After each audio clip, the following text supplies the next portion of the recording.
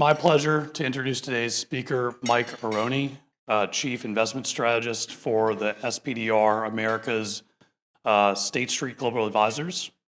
Mike brings over 25 years of investment experience and is widely recognized for his insights on markets and investment strategy. At State Street, he plays a key role in shaping the firm's thought leadership and client engagement across the Americas. Throughout his career, he's held senior roles in portfolio strategy and quantitative equity management. It's kind of right up my alley. And works with institutional and intermediary clients around the world.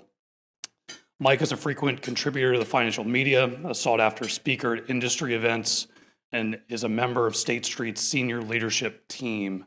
He holds a finance degree from Bentley College, is a fellow CFA charter holder, and an active member of the CFA Institute and Boston Security Analysts Society. There's certainly a lot to unpack in the US and global markets today, so I'm very much looking forward to Mike's thoughts here this morning. So without further ado, please join me in welcoming Mike Arone. Appreciate it. Thank you.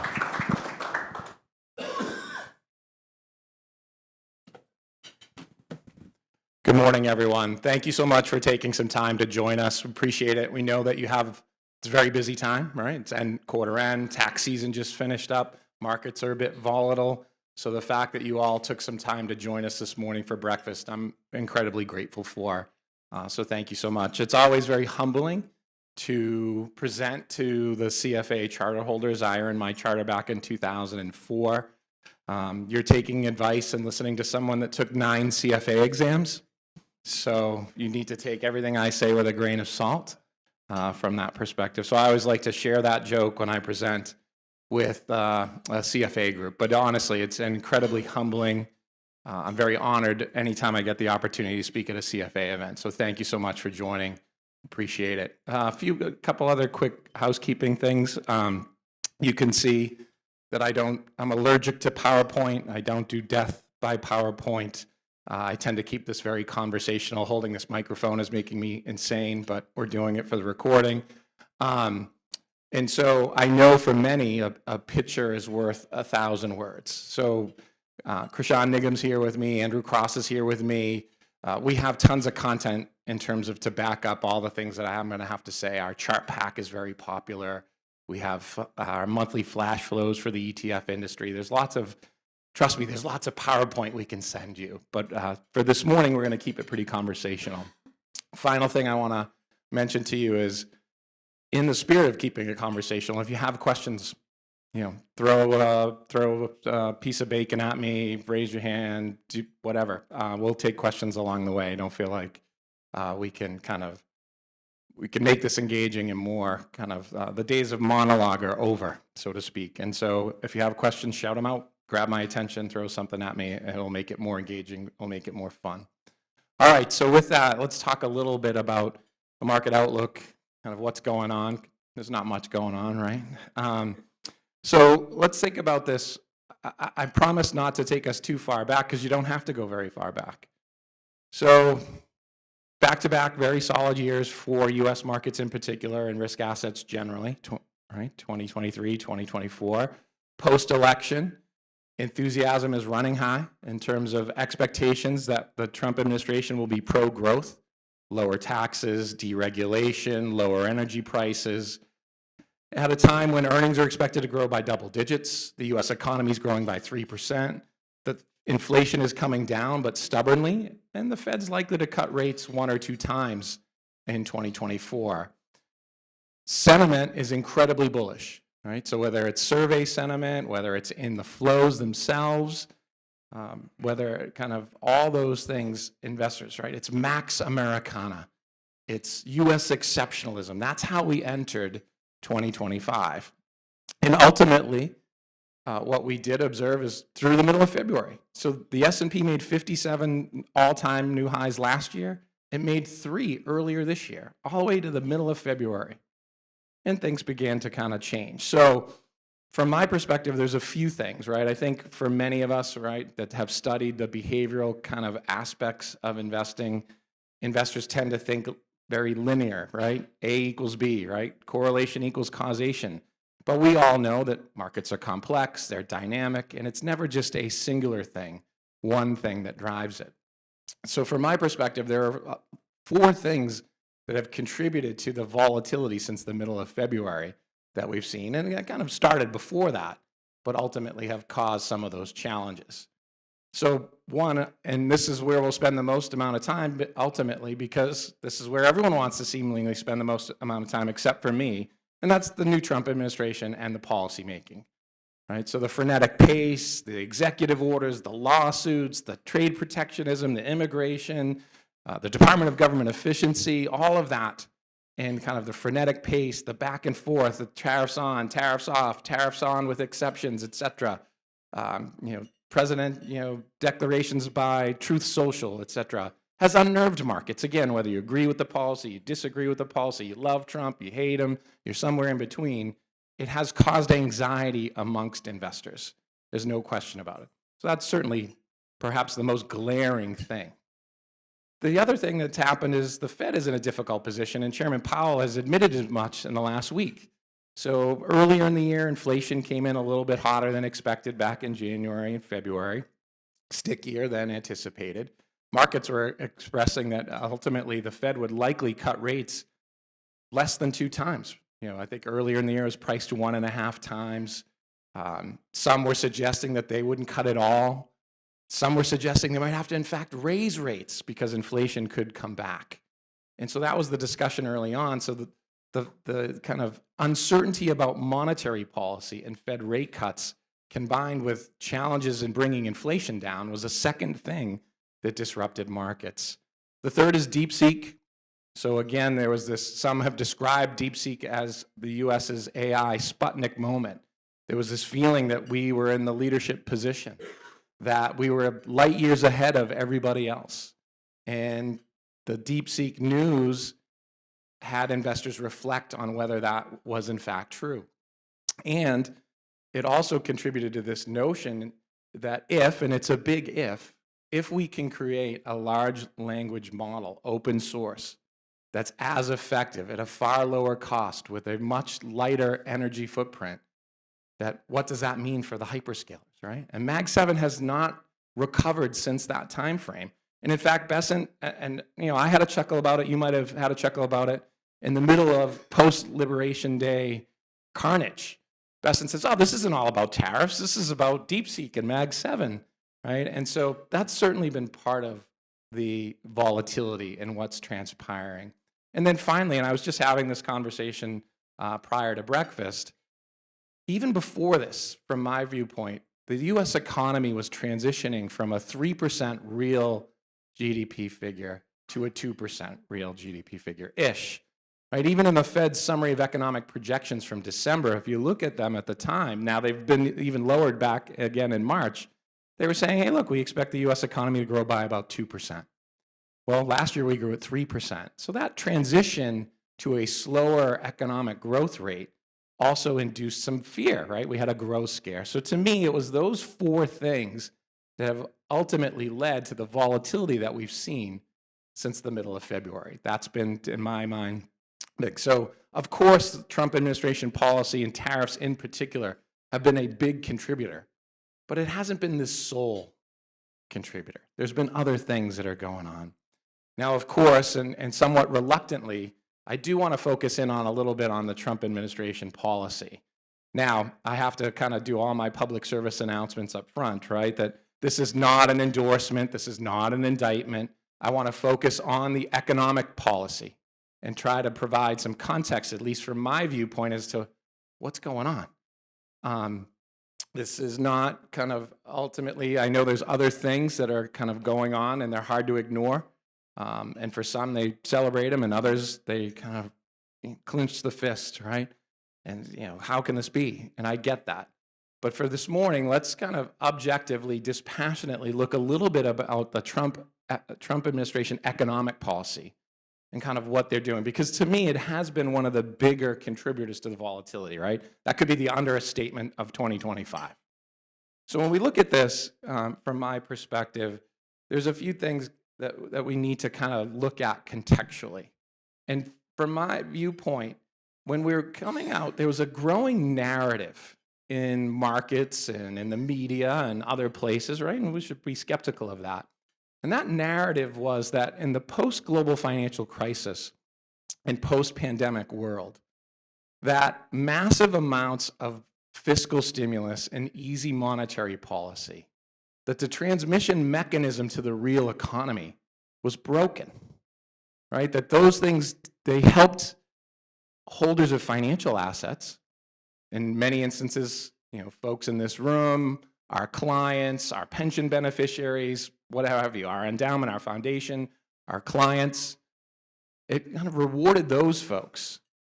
Easy monetary policy, massive fiscal stimulus, but it didn't reward everyone kind of, not equally, it didn't reward everyone in the same way. Now, again, I'm not here to make a social call. I'm not saying that that's accurate. All I'm saying is there was certainly this growing narrative that ultimately massive fiscal spending and easy monetary policy helped holders of financial assets and benefited a smaller group of folks and left a whole bunch of folks behind. And the other kind of consequences of those two things, massive fiscal spending and easy monetary policy, was rising debt and growing deficits. And so voters went to the polls, and again, this isn't really about, well, everything seems to be debatable these days. Trump won, right? It was a surprise to me that he won the popular vote. It was a surprise to me that he won all 7 swing states. Now, the margins of victory were small. The margins in Congress are slim, right? So we can debate, does he have a mandate? Does he not have a mandate? But he won. He won the popular vote. Republicans own both houses of Congress, or both chambers of Congress. He won all 7 swing states. To me, that was a bit of a surprise. So they've heard loud and clear, hey, we hear you, voters. We believe that this transmission mechanism to the real economy is broken. You voted loud and clear. You told us this. And we believe that our economic policies have the solution to fix that transmission mechanism. Now, again, I'm not saying that I agree with them or disagree. I'm not saying they'll work or they won't work. I'm trying to provide context around this notion, right? And so they're saying, look, that transmission mechanism's broken, and we have the solve. We know what we're going to do. And so for many of us, we're saying, why? Right? Earnings were growing, the economy was growing, multiple years of 5 out of the last 6 years, stock market returns, the S&P returns have been great. Inflation was coming down, the Fed was going to cut. Like, why do this? So this is the why. They believe that that transmission mechanism is broken and that they have the solve. And they've told us very blankly that they're willing to suffer some short-term pain for long-term gain, what they believe will be long-term gain. And they were willing to suffer some market turbulence to get to where they want to go. So they've said it, right? That Wall Street has benefited for 40 years. It's Main Street's turn, right? This resonates with their voters, their constituents. And again, agree, disagree, whether you want to throw something at me, this registers with their voters, their constituents, right? That's why they keep saying it. They tell you they don't care about a little market disturbance. They say expect some pain. But that's not what we're after. We want to fix the real economy, Main Street. Okay, so how are they going to do that? Well, so many might be familiar, and I think in a lot of ways it's kind of, I don't know, it's just some pretty extraordinary ideas. I was looking for the right word. In Stephen Moran's paper around the user's guide for reordering the global trading system. I think I have the title a little wrong, but it is the user's guide for kind of redoing the global trading system. So for me, there's 6 things that the economic policy of the Trump administration is trying to accomplish that we need to adjust to. And in no particular order, I think clearly they want to balance trade, more balanced. They know they can't balance trade, right? We're the richest country in the world. Trade only makes up 24% of GDP here. We are the world's reserve currency. It's a mathematical certainty that we have a deficit. But they want more fair trade. They want more balanced trade. That is an objective. That is a goal. And they're using tariffs to try to get to it and other measures, right? So that's one thing. They want to restore or rebuild U.S. manufacturing. Now, again, I can go through all the lists as to whether they'll be successful or not, the reasons why I believe that that's not likely, but this is a stated goal. This is what they want to do. Now, whether it's political posturing or whether they believe it, I don't know. But a stated goal is they want to restore U.S. manufacturing. Another one is they want to lower interest rates. So one of the things that's been clear and interesting about this is even when Trump addressed Congress, at the time, 10-year Treasury yields were falling. He said, look at the 10-year Treasury yield. It's falling. He notes it. Besson has said, we're keeping an eye on the 10-year. We don't care about a little market volatility. So that's clear that they want to bring rates down. They clearly responded to rates moving against them. Kevin Hassett said it. So if you think about the folks on the economic team, Hassett, Lutnick, Besson, you could throw J.D. Trump in there. They're all they admit, right? Trump was out, we saw the yippee kind of movement in the 10-year, but now it's beautiful again, right? The crazy language, right? And people are getting upset, like I get it. And so ultimately they're focused on it. They want to bring down 10-year Treasury yields. They have a massive deficit to finance, and they need lower rates to finance it. That helps them. They think that lower rates will stimulate the economy, that it'll stimulate investment, that it'll help export growth, right? That's why he's badgering Powell, and badgering's probably not too light of a term, Powell to lower rates. So they want to lower rates. That's three things. They want to weaken the dollar. Every single president, every single Treasury secretary tells you that they want a strong dollar in public, and they all quietly hope for a weaker dollar. And so Moran puts in there, right? He puts in the kind of the user's guide for, reordering the global trading system, that he believes that the dollar is overvalued and it hurts America's competitiveness in the world, right? That our trading partners have taken advantage of us as a result of this. They've taken advantage of our security, kind of our military security, and they've taken advantage of the fact that the dollar is overvalued and it hurts our competitiveness in the world. So they want a weaker dollar. Now, again, you're never going to see a president or a president get up and say, yeah, we want a weaker dollar, but they do. So that's four things that they want. Another thing that they want and that they celebrate all the time is investment coming here. And so you see them every day, right? And somebody says, oh, they're going to build a factory, they're going to do this, right? It's been billions, it's trillions are pouring into the country.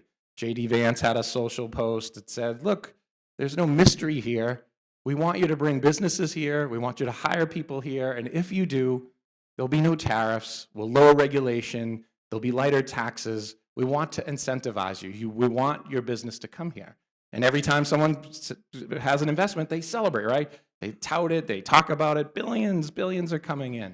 So that's 5. And then finally, the Department of Government Efficiency is an attempt to kind of help offset some of these costs, right? And so they believe that government is bloated, inefficient, wasteful, and in some instances, fraudulent. And they want to shrink using the Department of Government Efficiency. Again, I get it. If you're not going to tackle entitlements, veteran affairs, defense spending, there's not very much left, right? And that's proven to be the case, right? It was $2 trillion, it's $1 trillion, now it's $150 billion. I get it. But they're saying, look, part of the consequences of the post-global financial crisis era and the pandemic era was rising debt and deficit. So the way we're going to tackle it is we're going to collect revenues through tariffs to help us with that, and we're going to use the Department of Government Efficiency. I agree. So we're going to use the Department of Government Efficiency to help shrink the size of government, find savings, reduce the debt and the deficit. So that is the game plan. Now, I do believe that a lot of this is political posturing, that there's some components of this that they recognize that they're just not able to do. But I believe that this is the direction of travel. I believe that this is kind of where they're headed. I believe that part of this is because they believe that their constituents, their voters, these things resonate with them. And this will kind of keep them in power, I guess, so to speak, right? And so these are the messages that they'll continue to hear.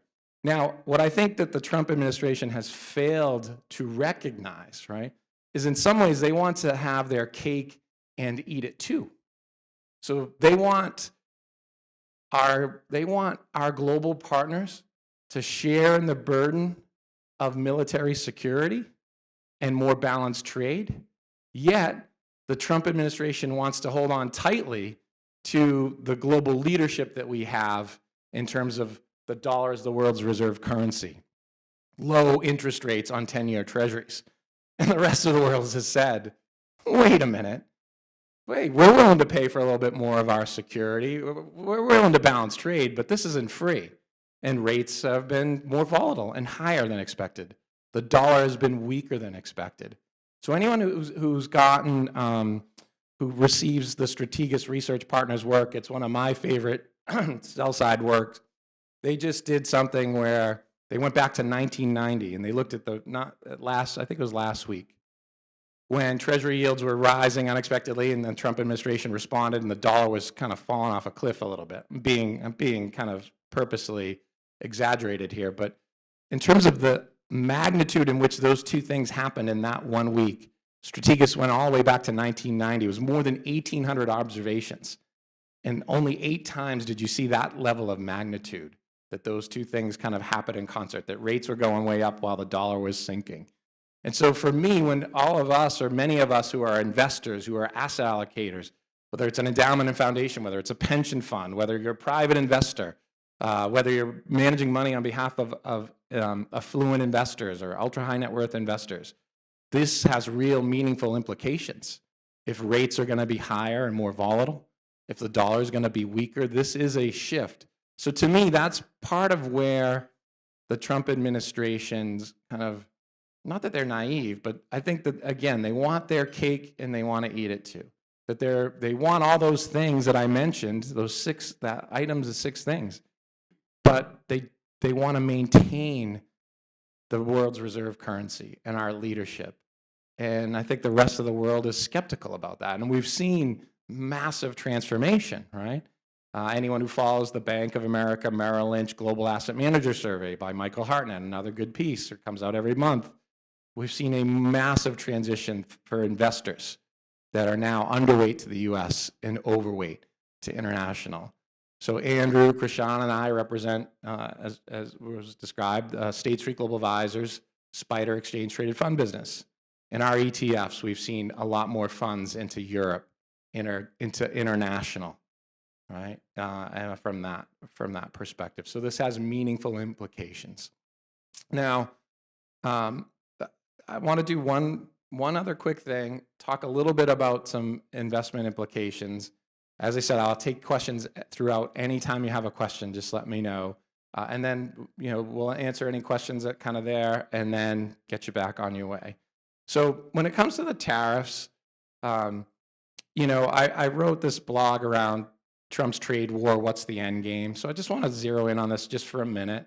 And I'm hoping I'm not belaboring the point here. But when you talk about the tariffs, when the Trump administration and the economic team, right, and I don't know, I always have to be careful, right? Navarro, he's a little out there, right? Lechnick is a little out there, but they have seemed to be kind of maybe put aside a little bit more lately. But when you hear them talk and you hear Bessent and Hassett and others talk, JD and Trump, about the tariffs, there's a number of goals, and you can talk about linear thinking, I think in lists, right? And so one of the things they say is they're going to balance trade, right? We want to balance trade, we want more fair trade. We want to restore manufacturing. Some of the things I mentioned in the broader kind of economic goals. We want to raise revenue, right? Navarro talks all the time about how much money. Trump was just saying, again, we're bringing in billions of dollars, billions, right? So they want to raise revenue. They've also used national security, right? That's another one. They've also said they want to limit fentanyl from entering the country. That's another one. And they want to stop illegal immigration. So those are 6 reasons why the Trump administration cites tariffs as objectives of tariffs, okay? So I want to put some of they're not social, but some of the kind of less economic ones, they all have economic impact. But I want to tackle the 3 on balanced trade, revenue, and manufacturing. And in some ways, and not that I'm going to offend anyone, I want to kind of debunk as to why I don't think they'll work. So what is this end game, right? So balanced trade. So when we look at this, the U.S. has increased its trade deficit since the 70s for more than 50 years. And in 1970, the nominal GDP of the U.S. was 1.1 trillion. Today, it's close to 30 trillion. So we've had a massive increase in the trade deficit, yet we've also had a commensurate massive increase in our wealth. Per capita income in 1970 was $5,300. Today, it's $86,000. So it's hard to suggest that a big trade deficit or an increasing trade deficit has held back America's wealth, broadly speaking. When we look at when we look at being the world's reserve currency, by mathematical certainty, you have a deficit. So there's no kind of changing that. So you can't have the world's reserve currency and not have a trade deficit. It just doesn't work that way. So I think these things are at odds. So the point I'm making here is I think it's unlikely that you'll see kind of more balanced trade. You might see some improvement, but the objectives here are not likely to be met. Now, in terms of bringing manufacturing jobs back, in 1950s, 35% of the labor market in the US was in manufacturing jobs. Today, it's about 12.8 million people. That's about 9% of the labor force. That number has been incredibly sticky for the last decade, including the Trump's first administration. When we look at Germany, and this was in the Wall Street Journal, from 2000 to 2024, so in 2000, Germany, who's held up to be the manufacturing might of the world, or one of them, right, in 2000 had a trade deficit relative to GDP of negative 1.5%. In 2024, they have a trade surplus as a percentage relative to GDP of about 5.8%. During that time, the percentage of manufacturing jobs in Germany declined from 20% of the labor force to 16%. Why? Because we now can manufacture things in a far more efficient way. And so a trade surplus doesn't necessarily equal greater manufacturing jobs. And in fact, China, there's articles everywhere here in the last few days about how China is building the most efficient factories in the world, largely using robotics, not human capital. And so in some ways, those jobs are not coming back. There's a kind of not about a famous story, but a story about Barack Obama asked Steve Jobs, "Can you build the iPhone here?" And Steve Jobs looked at him deadpan and said, "Those jobs are never coming back." So it's unlikely that you're going to restore the manufacturing jobs. So that's two things, two of the objectives, right? I listed 6. We're not going to go through all 6. We're going to go through the 3 kind of economic ones. So I'm really skeptical on that one. So finally, they do the revenue. And this one's probably the most bizarre and attached probably to the most bizarre person, in my humble opinion, on this, right? They run around and say, we're going to raise $6 trillion in 10 years. And the math works out, right? So the U.S. imports about $4 trillion every year. We export about $3.2 trillion. That's your trade deficit. Again, the GDP is $30 trillion. We're not talking big numbers here.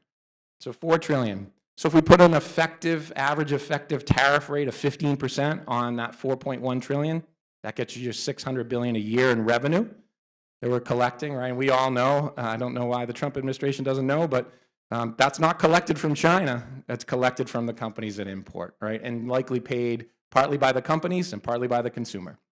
But ultimately, gets you $600 billion over 10 years, that's your $6 trillion. Here's the problem with that math. So that assumes that U.S. consumers will pay higher prices for those imports, upwards of 15%, at the same level or increasing levels. They won't reduce their purchases, they won't find substitutes in order to collect all that revenue. That's unlikely. It's economically unlikely, right? If we go to the store and the thing's 15% higher, we either don't buy it or we find something else. So the revenues are likely to fall. It just doesn't work mathematically. The other thing, it's likely to suppress economic growth, and overall trade will go down. So you're not likely to collect all of those revenues. The other thing that assumes is if we're still importing $4 trillion a year, then your policy isn't working, right? Because you want domestic manufacturing here. If you're importing the same amount, then obviously you haven't met the objective of your stated goal. So it's not likely we're going to collect those revenues that we're, again, I think there's headlines today. I think it was one of the kind of quasi-government agencies came out and said the U.S. deficit's going to shift, right? And I'm sure Fox and others are all over this, right? That our deficit's going to be a bit lower this year, and they partly cited all, the tariff revenue we're collecting. But it's not sustainable over time. You're not going to collect $6 trillion over 10 years. So those are three reasons. So what is the end goal? So from my perspective, the only logical end goal of the tariffs is that ultimately you want to lower trade barriers. To me, this is I don't know about the only place that the Trump administration has a leg to stand on, but I think it's one of the few. And that is when he's in the Rose Garden waving around the 400-page U.S. Trade Representative book, and they list all of the things that inhibit U.S. exports, tariffs, VATs, currency manipulation, intellectual property theft, forced technology transfer. All these things are real. Like, other countries do these things, and they do have a negative impact on it to varying degrees and the like. So to me, the only real objective of the tariff policy is to initiate a conversation about bringing global trade barriers down. That would be good for the U.S. That would be good for everyone. And if that is the outcome, that's a good outcome. But all these other ones that they cite, I'm skeptical on for the reasons that I outlined. All right, final thing, and then I'll answer any questions you have and get you back on your way. So, as I said, what does this mean from a portfolio implication perspective? So if we're trying to share in the burden of military spending and reorder the trading system, and yet the Trump administration wants to hold on dearly to lower interest rates and kind of the world's reserve currency, that's clearly beginning to shift, and that has implications for portfolios. So we all think about kind of the last 40 years, 82 to 2022, we had globalization. We've had essentially a peacetime dividend between the world's armed economic superpowers. We've had rates that have largely been falling and fairly benign inflation. Under those conditions, 60-40 portfolios have done pretty well. U.S. has done well. Growth has done well. Technology has done well. Long duration assets have done well. All I'm suggesting, and again, my crystal ball is as murky as everyone else's. Remember at the start, I told you I took 9 CFA exams. So I'm not sure what the outcome is, but I think there is a reasonable chance that at least under these conditions, with deglobalization, with greater geopolitical risk, with some of the trade protectionism, rates are likely to be a bit higher and more volatile than the market's anticipating. Inflation could be a bit stickier. And as a result, the things that had worked well under the last 40 years may not work as well. So someone had mentioned to me kind of before breakfast, think about it, the last 6 years, 5 out of the last 6 years, it's been US, large cap, tech, growth, Mag 7. That's all I had to know, roughly. And again, I'm not trying to make it, oh, it's so easy, this and that, but that's ultimately, in hindsight, when we look back, you held those things, you did just fine.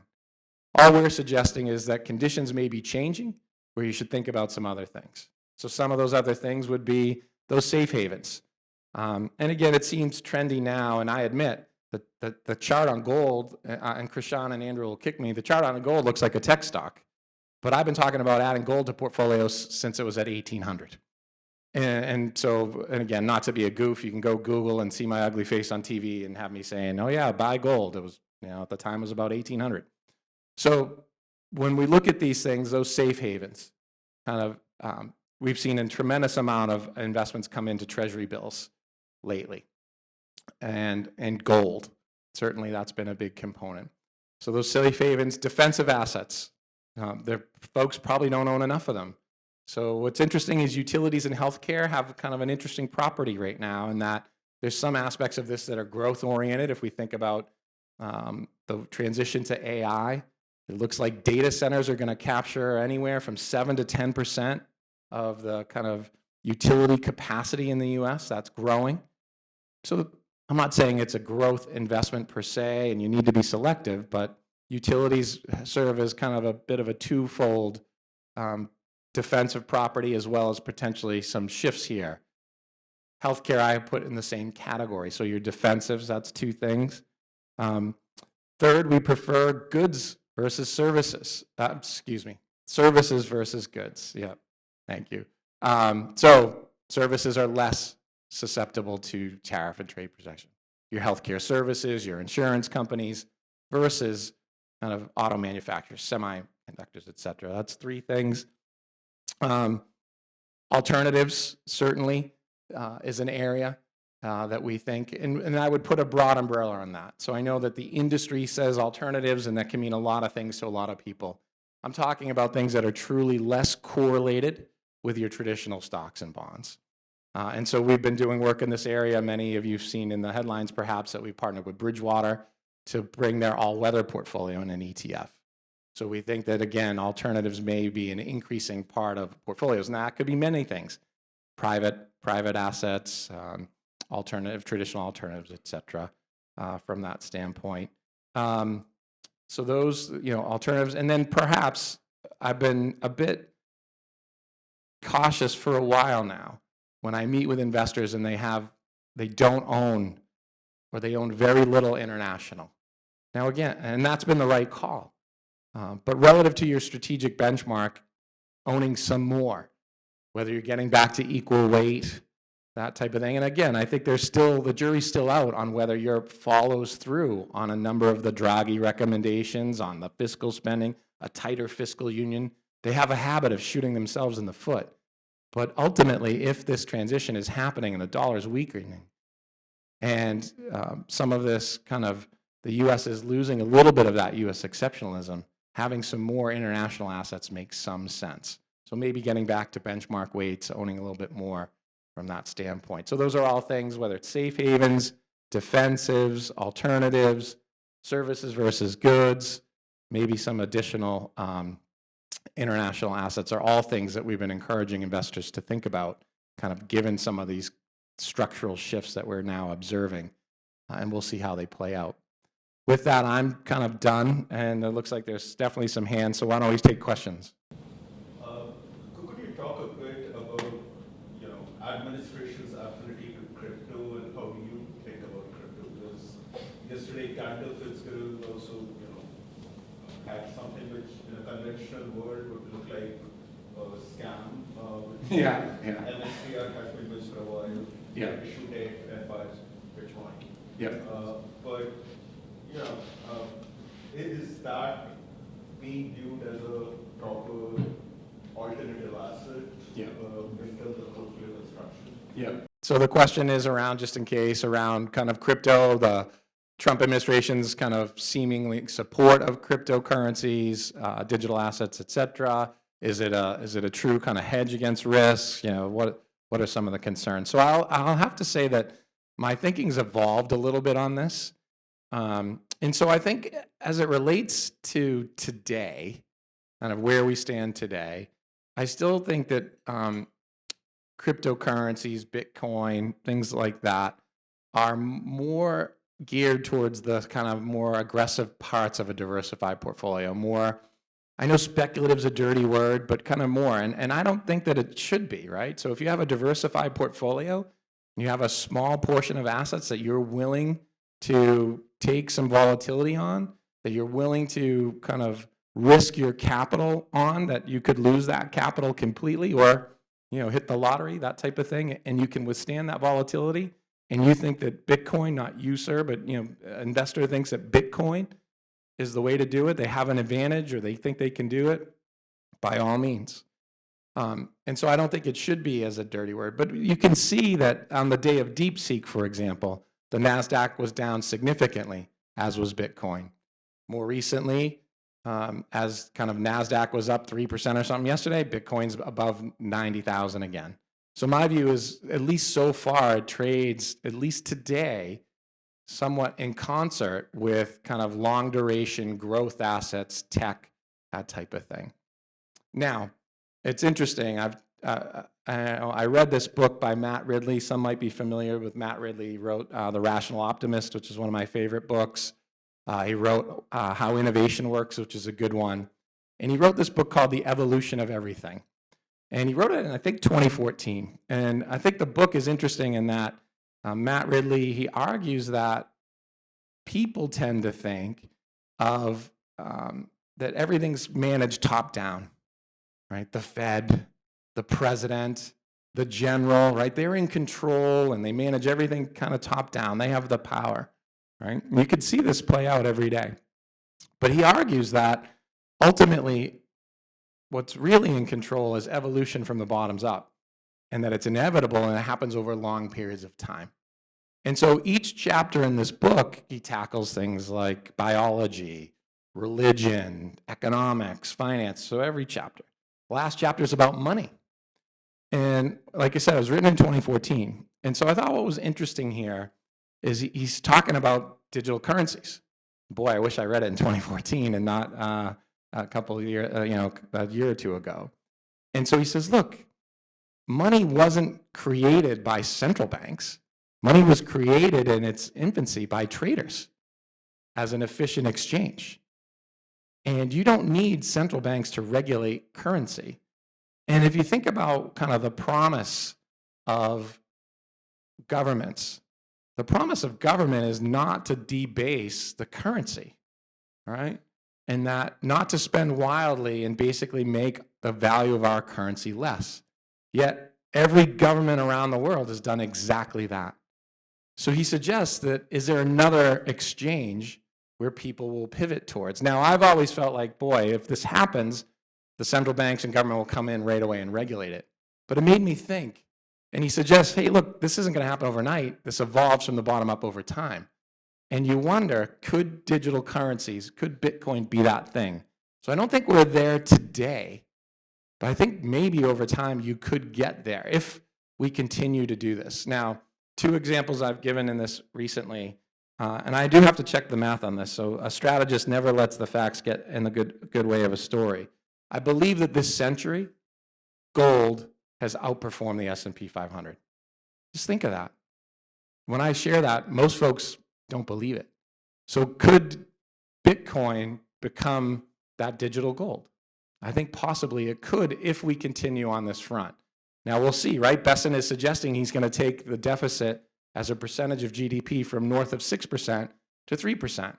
So maybe, but they also think that they're going to do that without impacting growth. This is where I think, kind of the logic falls apart. But it could be that.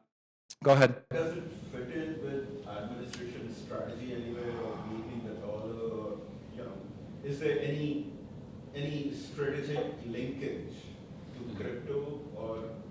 I don't think that Moran, and again, not that he's kind of the key, but I don't think he mentions it in a lot of places. Like he does mention going to all our trading partners and saying, hey, you're going to swap your short-term treasuries for long-term treasuries. We're going to charge you like money for bringing assets in here. I don't, in those, and that seems to be the roadmap. And he doesn't mention kind of a role in which digital currencies will play. So I'm not sure that that's part of the strategy. The one quick thing I'll mention too about this is that I have a cousin, he's a small business owner. I grew up in Boston, if you couldn't tell by my accent. When we grew up, Jim Rice was like one of our favorite players, so that dates me, right? He was the ML, he was the Major League MVP for the AL, et cetera. He hit like 40 home runs, batted over 300. And Jim Rice made about $2 million a year. And in the offseason, the Red Sox just got Alex Bregman, who's a great player.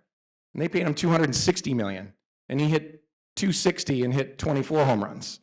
So the point my cousin uses is that money is just funny money these days, right? So under this notion of kind of funny money, gold is at a 5,000-year high, right?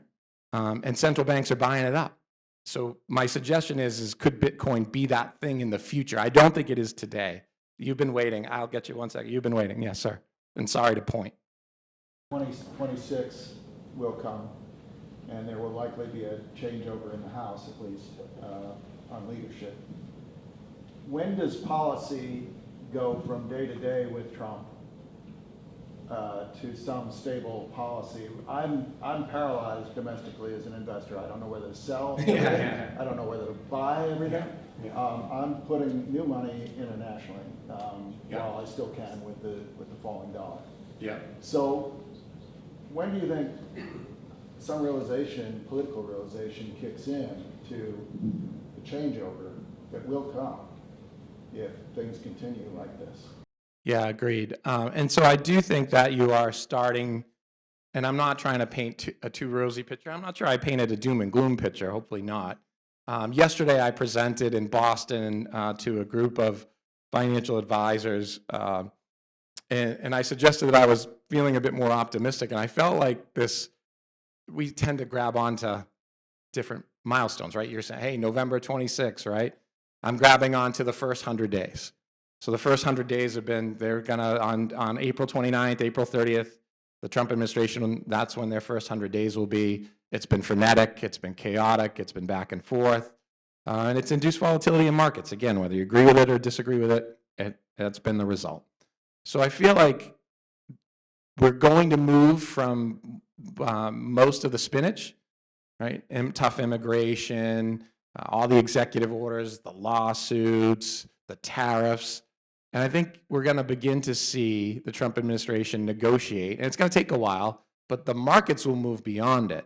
We're going to negotiate a deal with Japan. We're going to negotiate a deal with India, UK, South Korea, et cetera. China will take a little longer. You know, again, Besson came out and said we're softening. They said it could take years, right? And the market reacted to that.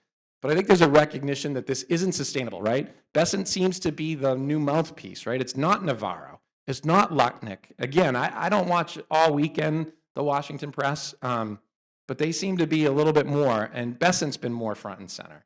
And he's saying, hey, this isn't sustainable, and we could create a deal. And I think those are kind of the things that are moving. So the 100-day milestone is moving up, and I think they're going to begin to pivot. So deregulation, all the agencies by April 20th had a list, a one-pager of all the things they could get rid of. By May 20th, if they don't make any movement on that, they also have to issue a report. So I think deregulation's coming. I think later in the year, you're going to get a tax bill, right? And both Democrats and Republicans will agree to something because they know raising taxes ahead of that election isn't going to be a good thing. So they'll agree to some type of tax deal. So I think you're going to get more of the pro-growth policies later this year. And I think that that transition is beginning to happen. I think that the rise in 10-year Treasury yields and the fact that it's not moving lower has scared them a little bit. I think the fact that Powell isn't, playing games or whatever, isn't kind of playing along, also is frustrating them clearly. And rates are not moving in the direction that they want.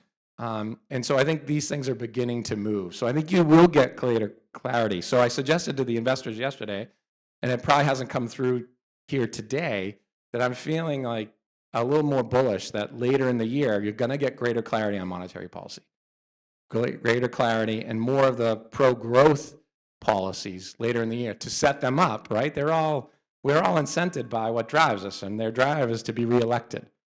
So I don't think they go into kind of 2026 with the economy in recession and the chaos and all that. I just think it's untenable. They will get crushed, and they're going to try to avoid that, they being the Republicans, of course. Sir? Yeah, so I just wanted to go back to your observation on per capita wealth, comparing the 1950s until now. And it's certainly a correct observation. An alternative perspective to that is the distribution of wealth, which has led to some of the events that we've seen recently with Trump becoming president. For example, in the 1950s, I think the top 10% had about a third of the wealth. Now it's over 70%. So this wealth inequality has been, underneath the surface of the water and has actually come to the top of it now. How do you see that playing out, especially with your comments that seem a bit more sanguine over the next 12 to 18 months, leading to continued rise in the stock market, which is likely going to lead to a larger wealth inequality gap? Yeah, I think, so from my perspective, I think we're singing from the same hymn sheet, so to speak, right? That there's a real recognition as it relates to voters in the wealth gap, in the income gap, right? This rise in populism has gone alongside of it. And it goes back to 2014, Brexit, et cetera, right? That the wealth gap has been widening, the income gap has been widening.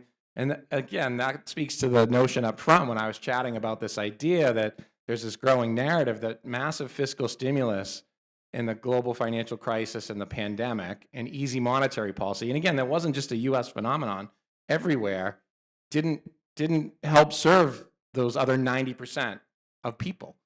right? They got left behind, so to speak. The forgotten man, depends on how exaggerated you want to get. And they're kind of pissed, to use a technical term, right? And they continue to vote in order to change kind of and try to get that change.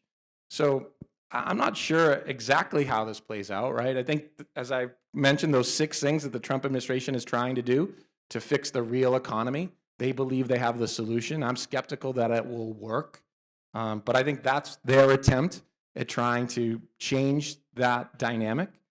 And they think that if they can restore U.S. manufacturing and more balanced trade, that'll bring more people along and that they'll continue to be in power. So what's happened is, again, I go back to that strategic research work. I think it's the last 10 or so elections, there's been a change in leadership in, I think, all of them.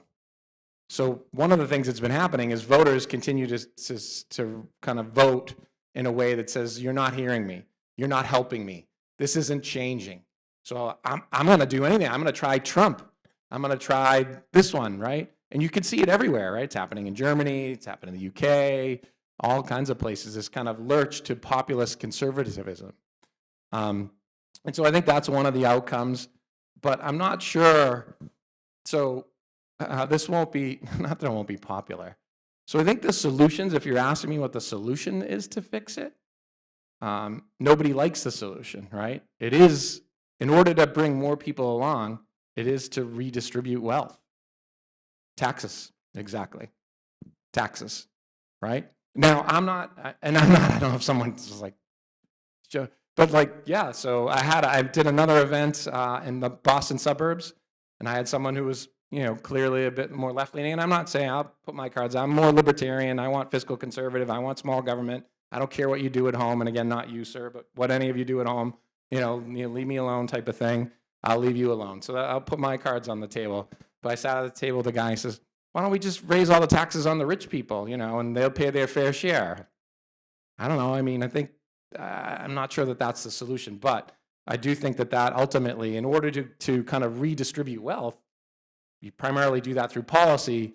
That policy would require kind of a different tax system, changes to entitlements, those types of things that no politician seems willing. So the natural conclusion to this, in my opinion, is you get to the cliff, you get to the abyss, and you kind of look over, and ultimately, you know what happens? The younger people blink, and they say, you know what? We gotta swallow some pain here, and we gotta fix this. We'll kind of ring fence the older people, and we need to make some serious changes and suffer some to kind of fix this. We're just not at the abyss yet. And I think that ultimately is how it plays out. So higher rates, right? So they want to lower rates. They have massive deficit to do. They want to bring down the fiscal deficit as a percentage of GDP. They want to do it without hurting the labor market, without hurting the economy.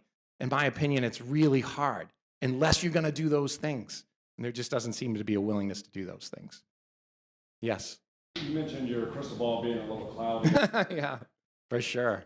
Companies are withdrawing earnings guidance and everything else. What are maybe some of the leading indicators, either economically or market-wise, that you sort of, what are the top 3 or 5 ones that you're looking at, trying to understand the impact that all this trade uncertainty has created? Yeah, so I think for me, there's 3 ones that I think of are important. And again, nobody's going to be like, wow, I never thought of that.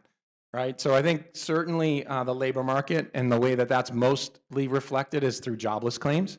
And those have been very well behaved, right? There's a lot of concern that all the federal government layoffs would end up seeing a massive pickup in jobless claims. Hasn't shown up yet. Some folks point to the Challenger, Gray, Christmas kind of data and the labor data showing that layoffs have increased, et cetera, and they're at 8-year highs. But at least as it relates to the jobless claims issued by the Bureau of Labor Statistics, that number has stayed pretty steady. And the reason why it's important, right, is that if in fact it's a leading indicator, right? So ultimately, if businesses are laying off people, their outlook is deteriorating. So their profit margins are getting squeezed, and now they feel like they can't kind of pass those costs on anymore, or they're not willing to eat into their profit margins anymore. So they begin laying people off. And then, as we know, right, almost 70% of GDP is driven by consumption, and those laid off workers don't spend as much. So that's kind of the logic. So jobless claims have been well behaved and pretty low. So that's an important one to keep an eye on. Right now, I think they're in the 220-ish range. They've been stuck there for a while. That number gets to 360 or so. I think that's a real problem. We're not there. We're not close to there. There's a smoothing average. We're not there. But that's one that's keep an eye on. Credit spreads is another. Let's face it, their economic cycles have been distorted by monetary policy. We have more credit cycles these days. So the other thing that's been interesting is that credit spreads have widened, but they're still historically low. So if I'm looking right, jobless claims haven't ticked up. So that seems like the labor market's okay. Businesses have been reluctant to fire qualified workers. Credit spreads have widened from their lows. They were historically low, but they're nowhere near problematic levels yet. Again, I'm not saying that we won't get there, but that's an important indicator because during the QE era from 2008 to 2022, in many of our institutions that we work with, including State Street, those risks were transferred into other markets in terms of credit. But with zero and negative rates, credit exploded. And we know private credit quadrupled in the last decade in terms of the assets. So if, in fact, credit spreads begin to widen, I think there'll be kind of more prevalent problems. They did increase, but even last week, after a bit of a rally, a little bit of a calming, high yield spreads are below 4% again. Now, again, that doesn't mean they'll explode, they won't get up, but that's an important one. And then finally, you mentioned earnings. So over the last 50 years, it's very rare for the US economy to enter recession if earnings are forecasted to grow by kind of double digits, that type of thing. Typically headed into recessions, earnings are forecasted to grow by about 2%. So headed into this year, they're expected to grow by 13%. That number is now going to get cut to below double digits. But the only time in the last 50 years where we went in with those kind of expectations for earnings and then entered recession was 2007. So in 2007, earnings were expected to grow by about 8%. Obviously, they didn't, and we had the beginning of the global financial crisis. That was the only time in the last 50 years that you had this kind of enthusiasm for earnings growth that didn't materialize when we entered recession. Typically, earnings are only forecasted to grow about 2%, and that's kind of a warning sign. So earnings are definitely coming down. So there are fewer companies beating earnings, by a smaller percentage than normal, and there's a lot that they're cautioning on, and these are red flags. But earnings are still expected to grow by a reasonable amount, and profit margins are still reasonably high. So to me, those are the three things that I would be looking for, that ultimately jobless claims tick up, credit spreads blow out, or earnings and profit margins start to fall pretty aggressively. They are falling, absolutely, and they're coming down. But in a recession, earnings typically fall 30% or more. We're not anticipating those numbers. Other questions? Let me take I took one for you. Let me take this one. I'll come back. And again, if you have to get back to the office, you have to. You're not rude to me. You're not. I know you got stuff to do. I appreciate everyone coming. Your question, sir. It kind of a little bit overlaps with your answer now, but also earlier you talked about areas that you like. You're kind of what you said constructively point to. I haven't heard valuation at all, so I'm just wondering, within these broad areas, you talked about equities a bit, you talked about alts fleetingly. Where in alts and why? And then also in areas like gold and crypto. Yeah. Yeah, absolutely. So I think one of the things that's interesting is, and I was saying this yesterday, as it relates to equities, we'll just start equities for just a second. Headed into the year, and really since last summer, we had been encouraging investors to think about moving away from the Mag 7. Now, again, that's kind of proven fits and starts. A lot of times we've been wrong about that. And it's not because these companies are great, right? So they have compound cash flow at an incredible rate. They have great businesses, pristine balance sheets, tons of cash on hands. They have moats. They're awesome businesses. And we're comfortable owning them all. But incrementally, we'd be a little uncomfortable adding to them due to valuations. Now, one of the things that was interesting is that since the summer, we've been suggesting that investors think about areas where the earnings growth gap between tech and Mag 7 and everything else is expected to narrow. And again, it's a forecast. And part of that is as that gap narrowed and you could buy them for cheaper, that was kind of the formula that we were thinking. Mid cap, small cap, we put in there. Those have not performed great, ultimately for fears of a recession, but they traded at far cheaper multiples. Interestingly enough, when you look at this in 2024, Mag 7 year-over-year earnings growth was 37%. The other 493 companies was 5%. This year, what's forecasted, again, it's a forecast, doesn't mean it's going to come true, and these numbers are coming down. Mag 7 is expected to grow by 16%, and the other 493 by 8%. The gap is narrowing. Next year, again, this might be about as worth as much as the paper it's printed on. Next year, Mag 7 is expected to grow year-over-year earnings in 2026 at 17%, and the other 493 companies at 13%. So our suggestion was buy the other ones at a far cheaper multiple as that gap closes, kind of broadly in equities. And so kind of I would put it, one of the things I mentioned was international, right? So if Germany's going to have a broader fiscal plan, a tighter fiscal union, they're going to deregulate, they're going to innovate, and that's a big if. They're going to do those things, and I can buy them at a cheaper multiple. Economic growth and earnings growth should close that gap, and you kind of have that. So that's kind of the broader theme on equities. In fixed income, we've been reluctant for a while to extend maturities and get long duration. And it's not necessarily because it's expensive. It's more that ever since 10-year treasuries broke through 4%, that was back in September of 2022, everyone that I've met with has either thought about extending duration or has done it. And we've been a little uncomfortable in that it's been as volatile as the stock market. And our view is that some of these other things may continue to keep long-term rates elevated and volatile, kind of a little higher than the market's expecting.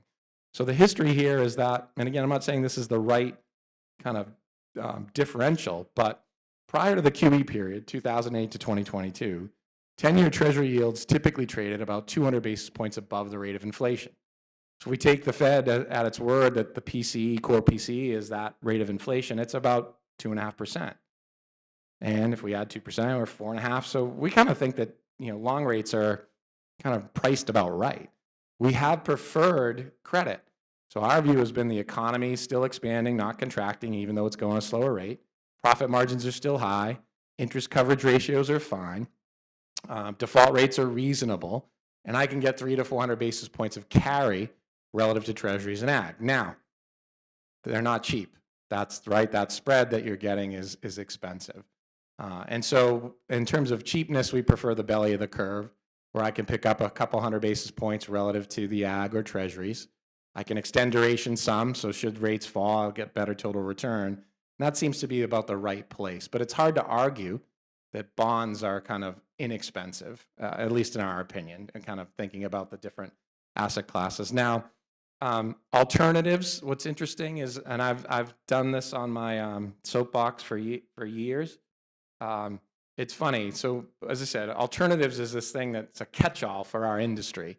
And to your point, right, there's long-short equity, there's global macro, there's managed futures, there's all kinds of stuff, right? And so what's interesting is when you ask investors, and again, institutions, individuals, why they want alternatives, they primarily tell you two things. They want to manage drawdowns, so when stocks are going down, they want to go down a lot less. And they want something that isn't correlated with everything else, that zigs when everything else is zagging. Sure enough, 2008 hits and alternatives, S&P's down 40-something%, alternatives are down 20-something%. And folks say, well, wait a minute, what are we paying all this money for these alternatives? I thought we'd be down far less. So then you see a massive amount of money go into things that worked. The two things that worked most in that time were managed futures and global macro. They tend to have the lowest correlation. So to me, it's important to think about your alternatives as to what is the objective. If the objective is to manage drawdowns and have low correlation with your other assets, those are the ones that I would choose. Things like equity long short has equity beta in it. So yeah, the market might be down 30%, you're going to be down 20. Are you going to be satisfied with that? So I think that's kind of the framework that I tend to use. We were, as I said, we avoid commercials and things like this. We partnered with Bridgewater to bring all weather in an ETF. We feel like that's a diversified kind of global, I don't know if it's a global macro, but one that's intended to provide low correlation. Gold right now, and again, I was joking that Andrew and Krishan would kick me, it's expensive. Right? It's 30% higher than its 200-day moving average. It's at a 5,000 year all-time high.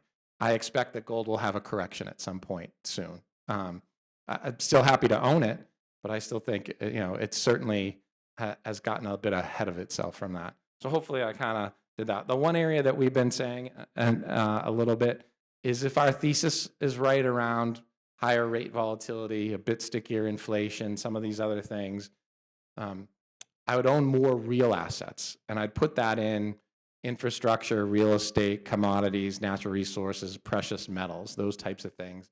I can build a diversified portfolio of those things that still generates 4% income, and they'll do better in a higher rate, stickier inflation environment, and they have done. And so to me, it's not that I'm making a call on the demand for commodities and natural resources. It's more that I'm making a suggestion that under those conditions, bonds are likely to continue to struggle. So after a 40-year bond bull market from 82 to 2022, it's been a bit of a slog, and it may continue to be. Your stocks will do fine. They're a great inflation hedge. And as long as the economy's growing and earnings are growing, stocks will do just fine. But bonds may continue to be a challenge. So nobody does 60-40 anymore, but maybe instead of 60-40, it's 60-30-10, and that 10 is a diversified portfolio of real assets. We think those are areas that are unloved, inexpensive, and are underowned. Yes, sir. And again, like I said, if you got to go, you got to go. You won't offend me. I appreciate all the time you've given me this morning. And I'm not trying to kick anyone out. We could stay all day. I don't know. Might be bacon left, but your question. So on that, 2008 was a great example.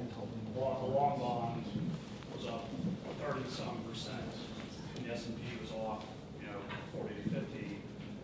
Given everything that's going on geopolitically, the hegemony of the U.S. dollar and treasuries is kind of coming under question.